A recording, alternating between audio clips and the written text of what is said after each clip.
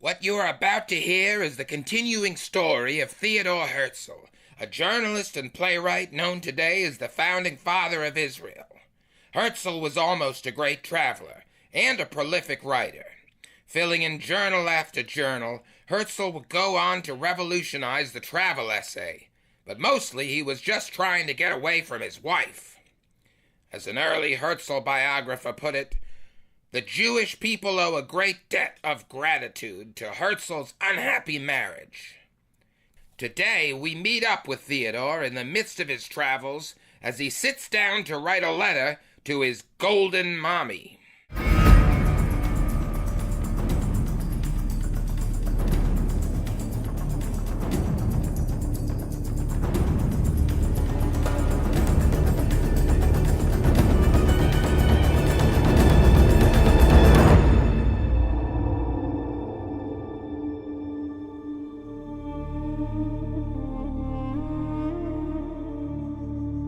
Theodore sits at his desk brooding. My golden mama. You wouldn't believe it. I had to let you know immediately. Here I am in Lourdes, and I was in the hotel lobby when the Russian ambassador to Madrid, whose name is Count Gorchakov, he walked across the room and asked to be introduced to me. Can you imagine? He to me. Of course, he was disappointed when he found out that I'm a nobody. But he concealed it well, and he continues to be gracious to me still. My precious child, so glad to hear that the Russian ambassador recognized your charisma and the fact that you carry yourself as a leader of men. Write to us every day, for in spirit we are always with you and live only through you. But a postcard will suffice. My dearest mommy, I'm writing to you from Augsburg, a city founded by the Romans in 15 BC. In Augsburg, I'd like to die. It should be easy to die in this city that has seen the death of so much greatness. Augsburg, I shall return to stroll in your ancient lane. How wonderful, my darling. Your writing brings tears to my eyes. Speaking of which, I'm busily reworking my newest play. I'm calling it Joint Labor. So it's about two bored dandies who want to write a play. They decide to first act out its plot in real life so as to assure the proper touch of realism. As a result, one of them finds himself trapped in marriage to an ugly old hag, and the play remains unwritten. Originally, it was a one-act, but now I've decided to expand it to 4. Theodore, please remember to write everything down. Share with us all your impressions, moods, and thoughts along the way. Remember, your writing isn't just for us. It belongs to the world now. My dear golden daddy, my travels are going well, but as you know, we live in sobering times. Without money, no status, no honor, no pleasure, no comfort, no good dinner, no tasty drinks, no concert, no theater, no raincoats, no bowing waiters, no good cigars, no... In a word, nothing without money. Of course, my son. Not to worry. Check your accounts. It's all taken care of already. My golden one, thank you most particularly for the kindly way in which you took care of it. Dad, you really know about people. Some additional cash never does any harm. You undoubtedly felt sure that I would not erupt in righteous indignation at getting more money than I had asked for. I'm always so proud of you, Theodore. Everything you do, you can always count on me.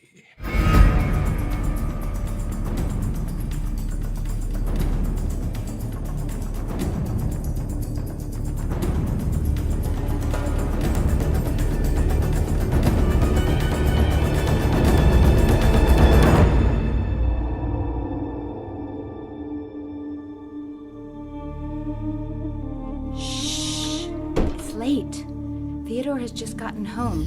He silently puts down his suitcase and tiptoes about, hoping not to wake her up. Oh no, it's too late. Where the hell have you been? Do you realize you've been gone for 3 weeks? Didn't you get the papers? Yes, I got the papers. You coward! You planned this all along, didn't you? Have some paperboy deliver your divorce papers to me and just disappear for 3 weeks! Julie, because of you, I am old before I was ever young. Took yourself to some fancy spa, I suppose.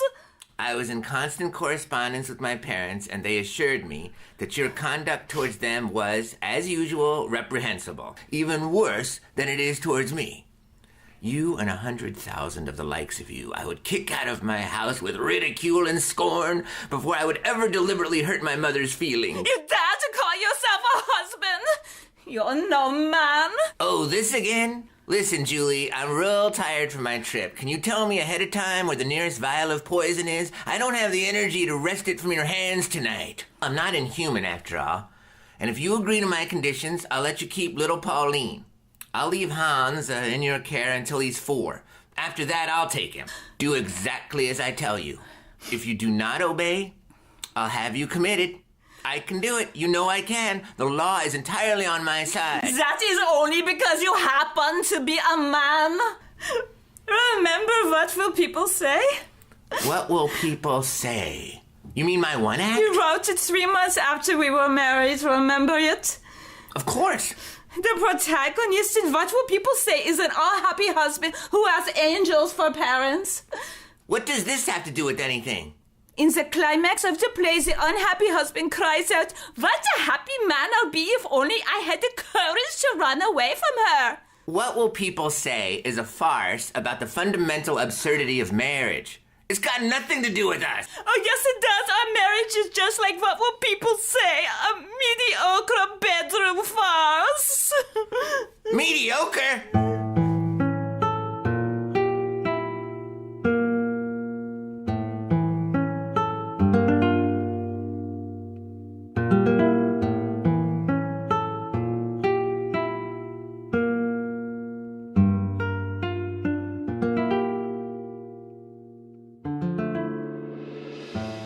Here in my desk drawer sits my latest play, The Disillusioned.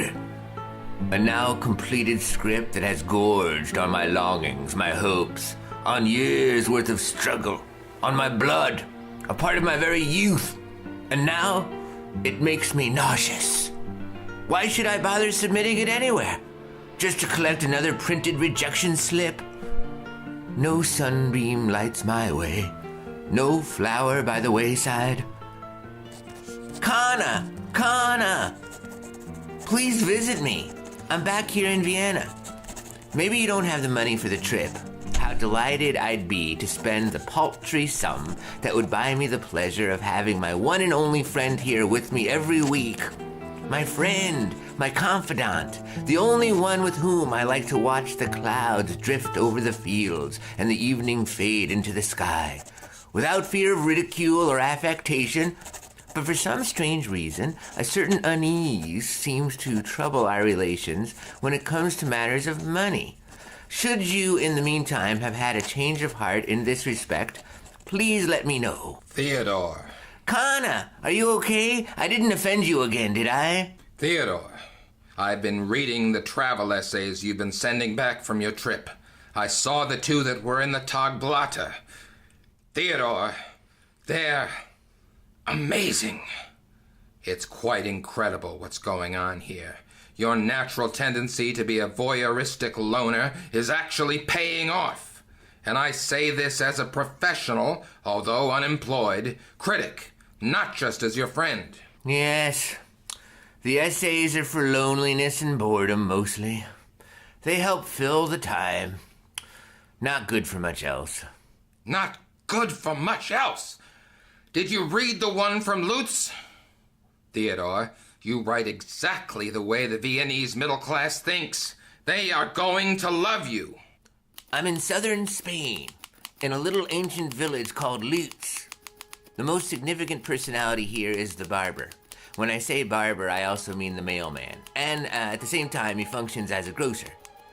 Fashion in the Pyrenees dictates that men be smooth-shaven. Only some of the women grow mustaches. At last, a man gets up the courage to enter the barber shop. despite the fact that he knows the barber. The brave man exchanges a last handshake with his friends, casts one more misty eye towards the mountains of his youth, and enters the barber shop. The door closes on him. The place has no windows. The operation takes place in darkness. Well, really, a shave is not the worst. A haircut, on the other hand.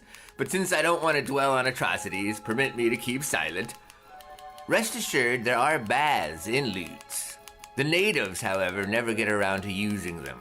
They only bathe in the pure mountain air. Lutz isn't pretty. Your average tourist wouldn't describe it as very nice. Yet I prefer it. I have friends there. The barber, the mailman, the grocer. No, I prefer the village of Lutz. They wear picturesque dark blue berets there, and they still gather in silence in the main square. See what I mean? You invented a new form. Yes, but I told you I despise journalism. It's the wrong kind of success. Oh boy, this is worse than I thought. Still no success? How much longer? I went to Berlin. The whole trip was a joke. Just a long series of humiliations, shameful self-abasements, and groveling in excrement. Hey, careful with that. How would all your overblown rhetoric sound to someone who, unlike myself, doesn't know you well? Doesn't know that at bottom you are a kind-hearted and modest person. Kana, you have to come visit me. You have to come in for next week. You know the Poachers is premiering at the Carl. Kana, visit me as soon as possible, as often as possible. Kana, there is only one single human being towards whom I am completely open, silly or vain, and that is you. You're a lot like Bar, aren't you? Bar? Why would you bring him up out of nowhere? Your only real cause is an audience. There's nothing much like the buzz and buzz at an evening in Vienna at Le Fin de Siècle. The plays have just let out. The cafes swell with an after-party crowd. Herzl and Kana stand in the corner after Theodore's premiere of his play The Poachers. Kana, what did you really think of it? Theodore Herzl, you are entirely uncritical of your father's generation, and it really shows in your theater. You write plays that reassure everybody that conventionality is the way to be. And I say this as a professional, although unemployed, critic, not just as your friend. As I watched The Poachers tonight, I could feel the status quo becoming just a little bit more status quo thanks to your play. Wow! Thanks, Kana. That's what I was going for. My golden mama had the same reaction. Well, as you know, she is a strict conventionalist. And she raised me right. Excuse me, but someone at my table just told me that you're Herzl, and I wanted to come over and shake your hand. Theodore excitedly shakes the gentleman's hand. Yes, I'm Herzl. Theodore Herzl, the journalist? Theodore stops shaking the man's hand. Oh, I'm not a journalist. No, but I love your feuilleton. Aren't those yours, the ones in the Tagblatter? I'm a playwright, right? I'm just doing journalism temporarily until I get a foothold in the theater. Oh, well, excuse me, I was not aware. Is there anything you've written for the stage that I might have seen, perhaps? Well, Theodore, don't do what I think you're about to do. Excuse me? What? What's wrong, Connor? He asked. Well, sir, actually, I happen to have been the one who wrote the play that just let out of the Carl Theater, The Poachers. I'm sure you've heard of it by now. Theodore, you agreed to remain anonymous. I'm just telling him. He's just some guy. He doesn't care. Then why are you telling him? I didn't mean to be the cause of any fracas between you. No. It's all right. My friend is just being overly cautious. Anyway, as I was saying, I wrote The Poachers. Along with Hugo Wittmann. Wittmann? Well, you certainly know how to choose collaborators. Wittmann is marvelous. Richard Strauss just hired on Hugo Wittmann as his main librettist. Yes, well, I did Wittmann the favor of letting him take a crack at my script. He didn't really add much to it, just the dialogue, pacing, and structure. But the whole story's mine, all of it. The Poachers. I don't recall the title. Maybe I'll remember it if you tell me a little about it. Careful, you're heading into deep waters. Well, the poachers of the title are 3 friends. Their bond is that they regard all women as fair prey.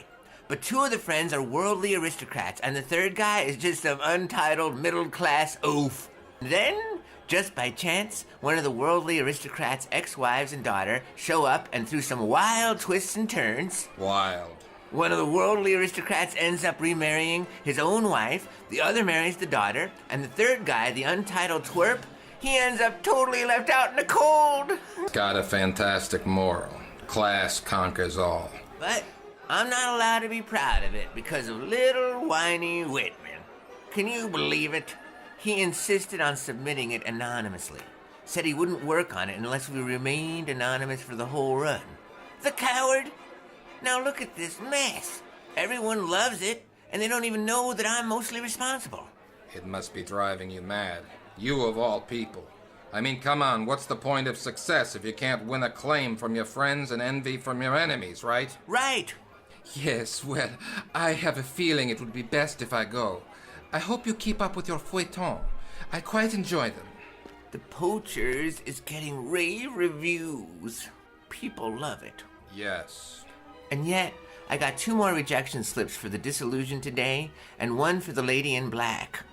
I asked Whitman to help me out with The Lady in Black, and he read it and handed it back to me. He said that not even he could save it. So now I'm asking if he'd be interested in helping me out with The Princes of Genius Land. Princes of Genius Land? Which one is that again? One about 2 women, one titled, the other plebeian. Both are vying for the position of prima donna at a provincial opera house.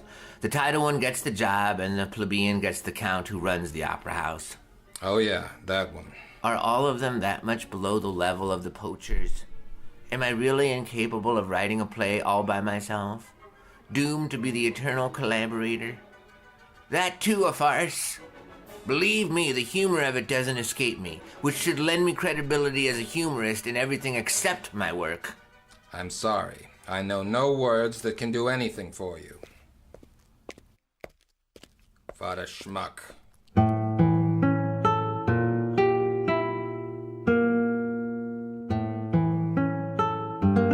When you Google Theodore Herzl today, it comes up Theodore Herzl, journalist. Dear listener, you be the judge. Is this the brave story of a playwright who, failing on the stage, went on to become a playwright of the 3rd dimension? Or is this just what happens when a man of the theater runs wild with his healing? Perhaps this is what it looks like when a theater kid raises the stakes of his own reality.